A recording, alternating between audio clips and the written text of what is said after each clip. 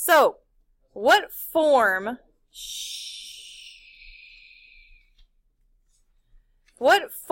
is this function in? This top one.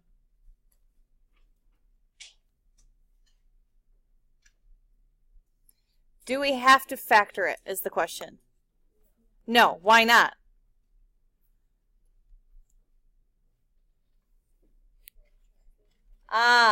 So it's in the form that we can clearly see transformations from.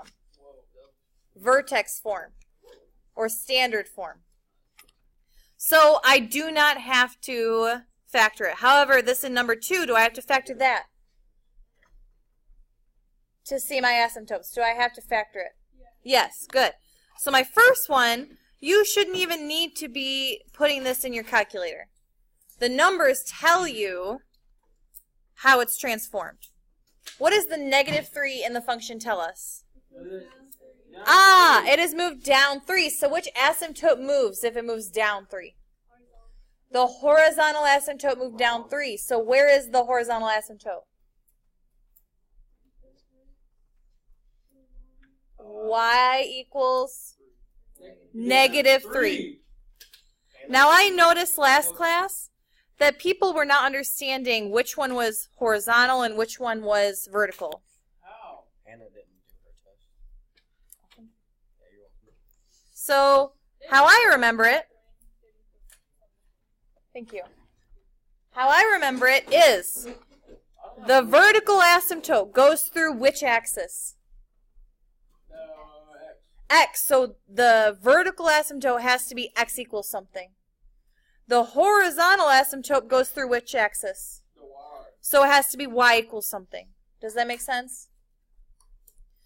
So if we move down 3, our horizontal asymptote is now at y equals -3.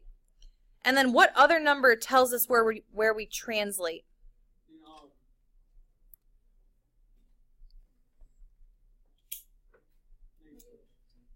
The -15 tells us we move where? Where does that tell us we move? To the right 15. So which asymptote has moved now? The X. Or the vertical asymptote. Good. So where has it moved to? X equals 15. Perfect. So now we have to find the domain and range. What tells us the domain and range? Nope. The vertical and horizontal asymptotes. So what is the only thing that x cannot equal? The domain cannot equal? 15. So x such that x does not equal 15. And what's the range going to be? It's going to be y does not then y not equal -3. That straight up and down line is such that. Now, well, I'll go over that after. So, we now need to list the transformations. How is this graph transformed from the parent function?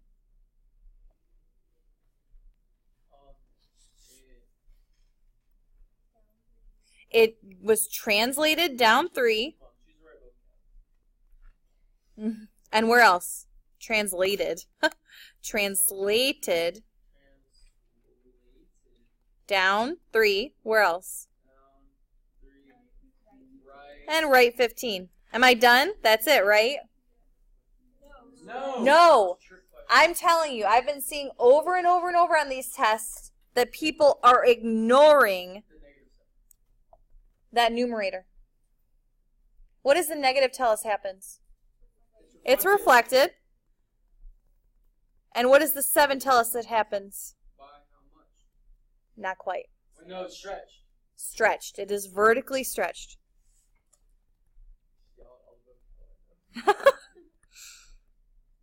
Yes. Yes.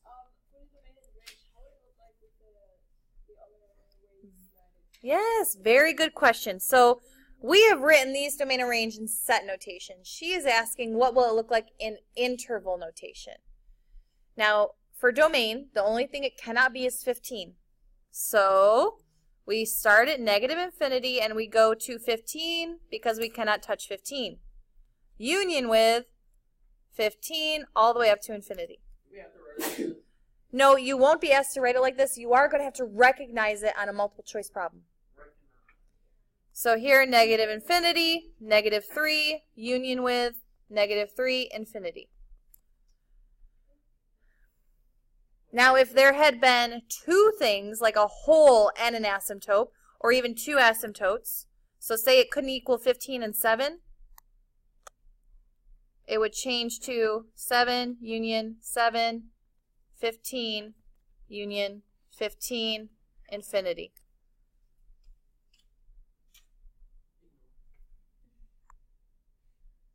Okay? Does that make sense? All right. Next, in order to find the vertical asymptote in the wholes, what do you need to do? Factor. What is the first thing you always do? Ah, so from the top, what do we need to pull out? A 2. What is 2x squared divided by 2? And what is negative 50 divided by 2? Am I done factoring? No. What can I do here? It's a difference of perfect squares. So what does this split up into? Good. X plus 5, x minus 5. Why is it not x plus 25, x minus 25? Very good. You have to square root both the first term x and the second term 25. So the square root of x squared is x. The square root of 25 is 5. So x plus 5, x minus 5. Then we have to factor the bottom. Is there a GCF here? No. So how do I factor this? X method. What number goes up top? And what number goes in the bottom? And what two numbers multiply to get negative 35 but add to get negative 2? Negative 7 and positive 5. So my two factors are what here?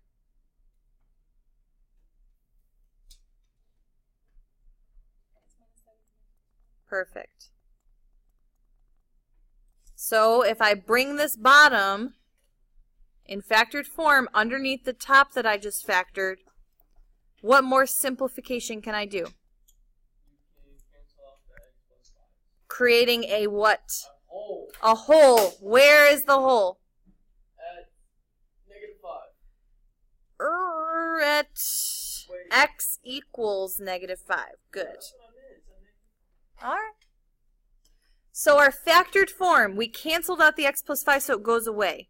So our factored form is 2x minus 5 over x minus 7. So what is the only thing left in our denominator? So where is our vertical asymptote? Does everyone see where we got the vertical asymptote from?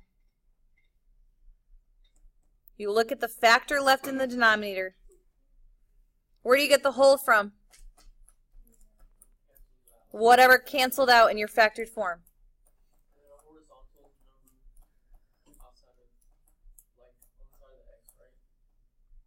Yes. Or is it like the x? Ah, you look at the exponents. Horizontal asymptote, you look at the exponents of your original function. So are we bigger on top, bottom, or equal? So exponents are the same. What do we need to do? Divide the coefficients. The coefficients on our leading term are what? What are the coefficients on our leading terms? 2 over 1. What is 2 divided by 1? 2. So our horizontal asymptote is at 2. Y equals 2. And what is our domain?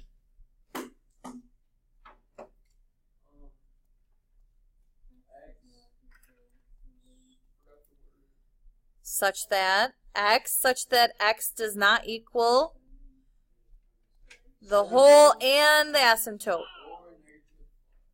How would I write this in interval notation? Negative infinity. What's the first thing I can't touch? Negative 5. Union with negative 5. What's the next thing I cannot touch?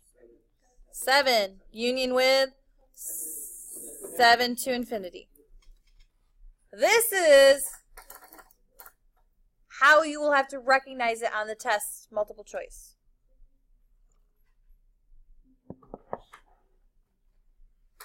All right, last thing. This is a problem on your test, different function. It says, Margaret is working on a problem in her Algebra 2 class, and she is struggling with the concept of domain and range. She has been asked to analyze the function f of x equals 1 over x minus 5. Help her analyze the function by giving the domain and range and explaining your answer for each.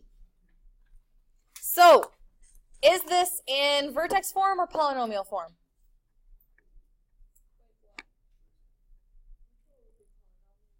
Polynomial is the one that has two polynomials. How you can think of it is, if there's an x in the top, it's polynomial. If there isn't an x in the top, then it's vertex. See it? So do we have to factor this? No. Did we move left and right? Where did we move? We moved up, down. Down 5. So, did our vertical asymptote move? Wait, our vertical one? Vertical. Did our vertical asymptote move? Our horizontal? Horizontal did, but did vertical? No. So, what is our domain? We still have an asymptote, but where is it? It's at 0. X such that x does not equal 0. And our explanation is the vertical asymptote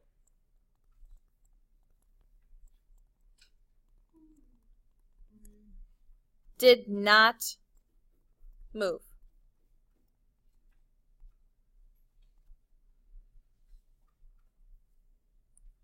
Now, we did say that we moved where? Down 5. Down 5. So, did our range change? What did it change to? -5. Y such that y does not equal what? -5. Perfect. And our explanation is the horizontal asymptote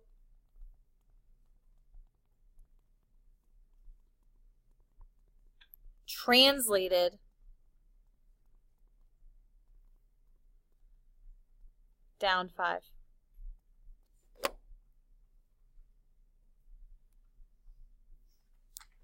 Any last questions on this? Were we taking the test like now?